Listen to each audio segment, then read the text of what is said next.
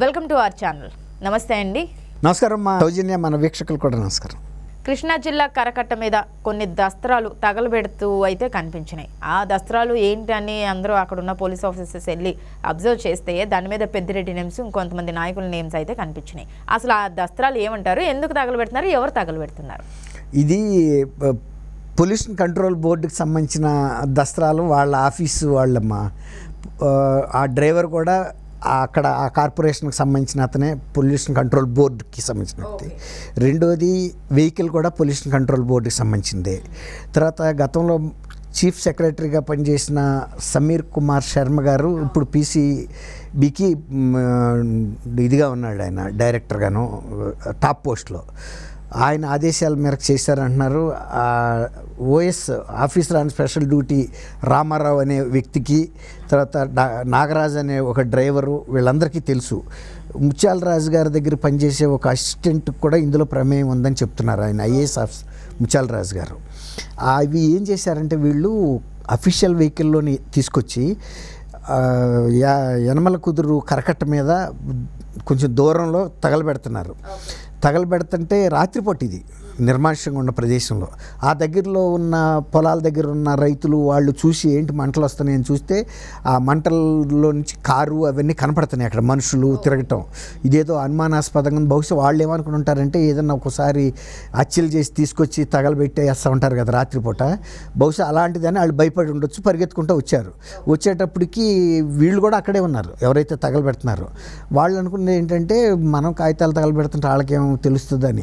వాళ్ళు అటు ఇటు కర్రలతో కిలికేటప్పటికి కాగితాలు బయటపడి గబగబా నీళ్లు పోసి ఆపారు, ఇదేదో అనుమానాస్పదంగా ఉందని. అప్పుడు వీళ్ళని పట్టుకుని అడిగారు, ఏంటి అసలు ఈ కాగితాలు ఏంటి, రాత్రిపూట ఎందుకు తీసుకొచ్చారు, ఎందుకు కాలుస్తున్నారంటే వాళ్ళు తడబడతా సమాధానాలు చెప్పారు. అప్పుడు ఏం చేశారంటే కార్ని అక్కడే ఆపేసి వీళ్ళని కూడా వాళ్ళు ఆపి పోలీసులకి ఫోన్ చేశారు. అప్పుడు పోలీసు వాళ్ళు వచ్చినారు. ఇది మీరు అన్నట్టు పెద్దిరెడ్డి రామచంద్రారెడ్డి గారికి సంబంధించిన కొన్ని డాక్యుమెంట్ల జిరాక్స్లు, అంటే ఆయన ఫోటోలు అవి కనపడినాయి కాబట్టి అడిగారు. అవి డాక్యుమెంట్స్, ప్రాపర్టీకి సంబంధించిన డాక్యుమెంట్స్ జిరాక్స్. మరి అది పొల్యూషన్ కంట్రోల్ బోర్డు ఆఫీస్లో ఎందుకు ఉన్నాయో తెలీదు. మళ్ళీ ఇవి కాకుండా వీళ్ళు ఇంకా కొంతమంది దగ్గర కూడా ఏమైనా కలెక్ట్ చేసుకొచ్చారా, ఏదన్నా ఈ అవినీతికి సంబంధించిన ఆధారాలు ఉన్న ఫైల్స్ని సెలెక్టివ్గా తీసుకొచ్చి కాల్చారనేది అనుకుంటున్నారు. గతంలో సిఐడి వాళ్ళు కూడా హెరిటేజ్కి సంబంధించిన పత్రాలు అవి అంతకుముందు వేరే కేసుల్లో తీసుకొచ్చి అవి అక్కడ ఆధారాలన్నీ లేకపోయేటప్పటికి వాటిని తగలబెట్టారు. అప్పుడు కూడా వాళ్ళు వేరే వాళ్ళు దోవపోయే వాళ్ళు చూసి ఆపి చూస్తే అప్పుడు ఏం జరిగింది, అందులో ఈయన హెరిటేజ్కి సంబంధించిన వివరాలకు సంబంధించిన పత్రాలు ఉన్నాయి. దాని మూలన అది కూడా వాళ్ళు మంటలు ఆర్పి పోలీసులకు ఇన్ఫామ్ చేశారు.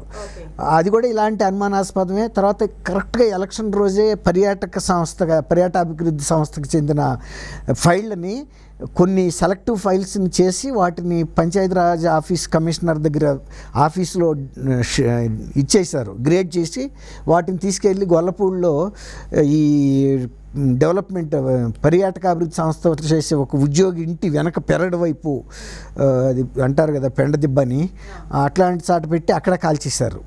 అది కూడా బయటకు వచ్చినాయి. అది ఆ రోజు ఏంటంటే ఎన్నికల రోజే కనుక వెళ్తే, అందులోనూ ప్రభుత్వ వాహనంలో వెళ్తే చెక్కింగ్ జరగదని, అవన్నీ కూడా ఎలక్షన్ డ్యూటీలో వెళ్తానే అనుకుంటారు తప్ప ఆ రోజు గవర్నమెంట్ వెహికల్, అందులో కాస్ట్లీ వెహికల్స్లో వెళ్తున్నప్పుడు ఎవరికి అనుమానం రాదు కదా. ఈ రకంగా వీళ్ళు ఏంటంటే గవర్నమెంట్ మారినా కూడా వాటికి సంబంధించిన ఆధారాలని, వాటిని ఏమంటారు సీడీలు, తర్వాత హార్డ్ డిస్కులు, ఇలాంటివన్నీ తగలబెట్టారు. సేమ్ ఇక్కడ తెలంగాణలో జరిగిన ఫోన్ ట్యాపింగ్ కేసులో కూడా ఇవే కదా చేసింది.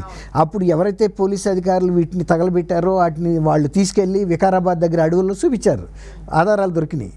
ఇప్పుడు ఇలాగే వాళ్ళు కంటిన్యూ చేస్తున్నారు. గవర్నమెంట్ మారినా కూడా ఎంతో కొంత అవకాశం ఉన్నంతవరకు ఆధారాలు చెరిపేసేయాలనే ప్రయత్నం జరుగుతున్నట్టుగా మనకు తెలుస్తుంది.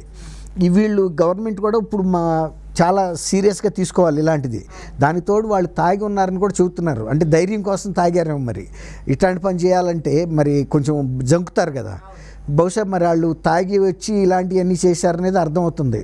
ఇప్పుడు గవర్నమెంట్ కూడా ఇలాంటి వాళ్ళని సీరియస్ యాక్షన్ తీసుకోవడంతో పాటు ఇతర ఆఫీసులకు కూడా అలర్ట్ ఇవ్వాలి. గతంలో కూడా ఇచ్చారు, స్పెషల్ పోలీసులు కూడా పెట్టారు కౌంటింగ్ అయ్యేరాక. మరి ఇప్పుడు వీళ్ళు ఈ గవర్నమెంట్ సెటిల్ అవుతున్న టైంలో కూడా ఈ కార్యక్రమాలు కొనసాగుతున్నాయి అంటే వాళ్ళు ఎన్ని అక్రమాలు చేసి ఉంటారు, వాళ్ళు ఎంత ఇప్పుడు భయపడుతున్నారు అంటే ఈ ప్రభుత్వం ఏం చేయలేదని ఇప్పుడు రాక కొంత నిర్లిప్తగా ఉన్నా కూడా ఇప్పుడు ఇవన్నీ బయటకు వస్తాయనే భయంతో ఇవన్నీ చేస్తున్నట్టుగా అనిపిస్తుంది. ప్రభుత్వం కూడా అంతే ఉక్కుపాదంతో ఇలాంటి వాళ్ళ మీద చర్యలు తీసుకోవాలి.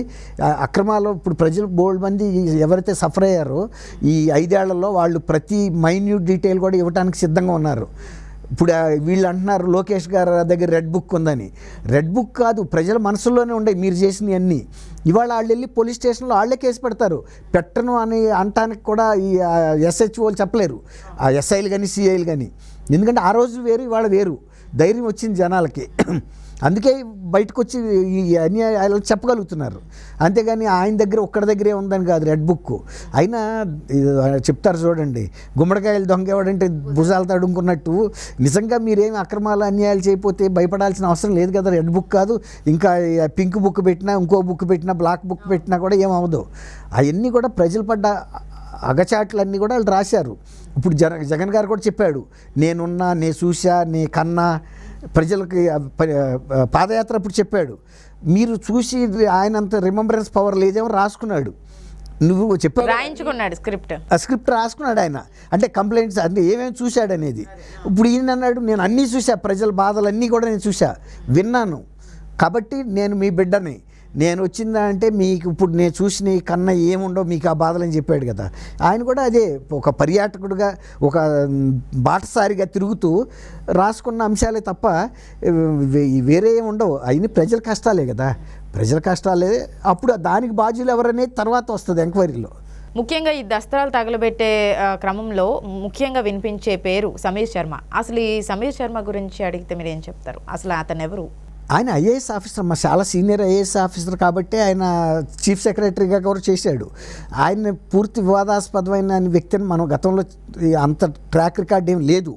కానీ ఇప్పుడు పొల్యూషన్ కంట్రోల్ బోర్డులో ఉన్నాడు కాబట్టి ఏమైనా అక్రమాలు జరిగితే మరి ఆయన తెలిసి జరిగిందా లేకపోతే కింద ఉద్యోగులే చేశారా అని. జగన్మోహన్ రెడ్డి ఆయన రిటైర్ అయిన తర్వాత పీసీబీ చైర్మన్గా నియమించారు అని వార్త అయితే వచ్చింది. అంటే ఆయనకి అనుకూలంగా పనిచేశారని చెప్పుకోవచ్చు కదా. ఇప్పుడు లేకపోతే ఎక్స్టెన్షన్ ఇచ్చి ఇక్కడ ఇంత పెద్ద, అది కూడా ఐఏఎస్ ఆఫీసర్ హోల్డ్ చేసే పోస్టే కాబట్టి ఇచ్చారంటే ఆయనకి ఎంతో కొంత అనుకూలత ఉండబట్టే కదా.